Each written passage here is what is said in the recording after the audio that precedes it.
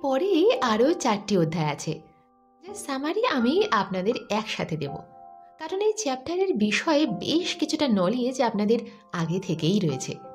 এই চ্যাপ্টারগুলির নাম হলো how to turn defeat into victory, অর্থাৎ পরাজয়কে কিভাবে জয়ে পরিণত করবেন। Use goals to help you grow, অর্থাৎ লক্ষ্য বানান, সফল হন। How to think like a leader, অর্থাৎ একজন লিডারের ন্যায় চিন্তা ভাবনা করুন।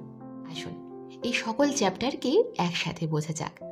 লেখক বলেছেন যে অসফলতা বা হারের মুখোমুখি হবার পর আমাদের কখনো সাহস হারানো উচিত নয়, আর নিজের এনার্জি শেষ করাও উচিত নয়। হারের জন্য দুঃখিত হবার পরিবর্তে এটা ভাবুন, আমি নিজেকে পরবর্তী অপরচুনিটির জন্য কিভাবে যোগ্য করে তুলতে পারি। এর জন্য একটা প্ল্যান বানান। মনে রাখুন যে কোনো প্ল্যান ফেলিওর ছাড়া সাকসেসফুল হয় না। যখন আপনি অসফল হবেন তাকে অ্যানালাইজ করুন। এর দ্বারা আপনি সুনিশ্চিত করতে পারবেন যে সফলতার পথে আপনি আগের তুলনায় আরও বেশি ভালোভাবে অগ্রসর হচ্ছেন নাকি পেছনে যাচ্ছেন। আর এমনটা করলে আপনার জয় সুনিশ্চিত। সফলতার জন্য লক্ষ্য ততটাই জরুরি যতটা শ্বাস প্রশ্বাসের জন্য অক্সিজেন। আজ পর্যন্ত কেউ লক্ষ্য ছাড়া সফল হতে পারেনি। এই জন্য আজই নিজের লক্ষ্য বানান, আর এটা সিদ্ধান্ত নিন যে আপনাকে কি করতে হবে আর কোথায় যেতে হবে। যখন আপনার কাছে লক্ষ্য থাকে তখন আপনি সহজেই নিশ্চিত করতে পারেন যে আপনি আপনার লক্ষ্যের কাছে যাচ্ছেন নাকি দূরে। কোনো প্রকার লক্ষ্য ছাড়া মানুষের জীবন নিরর্থক।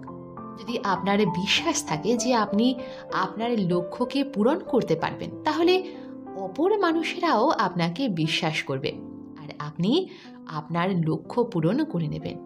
সফল মানুষেরা ফ্যাক্টসকে মনে রাখার পরিবর্তে নিজের ক্রিয়েটিভ থিঙ্কিংকে শ্রেষ্ঠ বানানোতে ধ্যান দেয়। তারা সর্বদা নতুন কিছু ভাবে আর নিজের সময় নষ্ট করে না। প্রতিদিন পজিটিভ চিন্তাভাবনা রেখে পজিটিভ কাজ করে সকল প্রকার নেগেটিভ চিন্তাভাবনাকে আমরা দূর করতে পারি। কোনো মানুষই নিজের মধ্যে আত্মনির্ভরশীল হয় না, সফলতা অপরের সাপোর্টের উপরও নির্ভর করে। এই জন্য প্রত্যেকের সাথে সম্মানের সাথে ব্যবহার করুন। নিজেকে সোশ্যাল ওয়ার্কারের ভলেন্টিয়ার বানান। নিজের আত্মবিশ্বাসকে বাড়িয়ে সফলতার সবথেকে বড় শত্রু অর্থাৎ ভয়কে সব দিক থেকে নিঃশেষ করুন।